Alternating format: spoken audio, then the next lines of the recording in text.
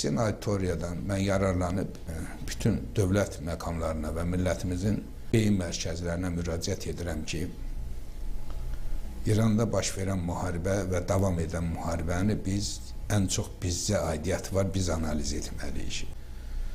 Niyə bu savaş başladı? Niyə zaman Orta Doğuda İsrailin güclənməsinə nədən olan İran, İsrail məhv edərik deyən İran, İsrailin dünya dövlətlərini sırtına alıb Orta Doğuda gücləndiyi bir zamanda nə oldu ki, onlar İranla savaşa girdilər. Onsuz da onlar sınırlarını böyüdürdülər, daha güclü olurdular. Hətta Qazaxıstanı o sazişlərə cəlb edirdilər, doğru mu? Bu nə oldu? Belə bir sınırları böyüdüyü bir yerdə, nüfuz dairələri daha çox genişləndiyi bir zamanda İrana savaş açdılar. Niyə? Axı İran faktorundan istifadə edib bunları eləyirdilər də, İran bizi əzər, biz məzlumuq deyib bunları daha çox eləyirdilər də, İlhan bəy. Nə oldu? Onlar gördü ki, onların 1925-ci ildə niyyətlənib qurduqları dövlət əldən gedir, İlhan bəy.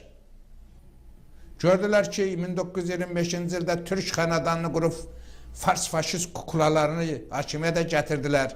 Bir zaman şah, sonra Molla cildində oranı idarə etməyə çalışdılar və nəhayət alışdılar ki, bu mollaların içərisində, bu bürokratiyanın içərisində elə bir güc formalaşıb ki, o güc İranı türkləşdirir. O güc İranı 1925-ci ildən öncəki dövrə aparır. Onun qarşısını almaq üçün İrana savaş açdılar, İlhan bəy. Onlar türklüklə savaşmaq üçün savaş açdılar. Türklüyü məhv eləmək üçün savaş açdılar, İlhan bəy. Türkü Türkçə qırdırmaq üçün savaş açdılar. İranda olan türklüklə Azərbaycan və Türkiyə türklüyünü qırdırmaq üçün savaş açdılar. Biz də bunların oyununa gəlmədiyimizə görə bugün qalib bir millət kimi meydan oxuyuruq. Və bu dəyərimizi də verməyə bacarmalıyıq. Onlar İranda Fars faşizmlə savaş aparmırdılar. Mövqələrini itirmiş Fars faşizmini yenidən gücləndirmək üçün savaşa girdilər. Şah Palaninin oğlunu gətirdilər, görmürdünüz. Haradasa Türklərin haqları İsraildən və Amerikadan eşitdinizmi? Yox. Haradasa bir Türk sözünü dilə gətirdiklərini eşitdinizmi? Yox. Palanini hakimiyyətə gətirib yenidən Fars faşizmi gücləndirmə uğrunda bir mübarizəyə qoşuldular. O da fiyaskoya uğradı. Məqsəd İranda güclənən türklüyün qarşısını almaq və eləmək siyasəti idi. İran türklüyü bunu gördü. Siz elə bilirsiniz ki, İranda olan bürokratiyada əyatollaların və parlamentdə və generalların içərisində dünyanı dərk edən türk evlatları bəyəm yoxdur. Onlar görmür ki, onları məhv eləməyə gəlirlər. Türk olduqlarına görə məhv eləməyə gəlirlər. Onlar təşkilatlandırdı, İlhan bəy, bu savaşı. Türk olduqlarına görə öldürülməyə gələn o insanlar milləti və dövləti təşkilatlandırıb, onlara qarşı tərəfə savaşı sərt mövqedə nümayiş elətdirdilər. Və biz bugün Türk gücünün yanında olmalıyıq, yoxsa onları məhv eləməyə gələn gücün yanında olmalıyıq, İlhan bəy. Bugünkü media, siyasi partiyalar, Azərbaycanda söz sahibi olan qüvvələrin çoxsu yanlış yoldaydı. %95'i Azərbaycanı məhv aparırdı. Azərbaycanın bəzi partiya rəhbərləri açıqlama vermişdi ki, İran-İsrail savaşı olarsa, mən İsrail tərəfdən vuruşmağa hazıram. Budur Azərbaycan, İlhan bəy, Cumhuriyyətdən danışıram mən. Ona görə də savaşın mahiyyətini bilmək lazımdır. Yüksələn türklüyü məhv eləmək üçün İsrail və ABD silahlı gücləri, siyonist güclər, faşist güclər Türklüyə qarşı bir savaş açdılar və məğlub oldular. Tarix belə yazacaq. Və eyni zamanda elə bir güc formalaşdırdılar ki, bugün İran Hörmüz boğazının üzərindən dünya diktə eləyir.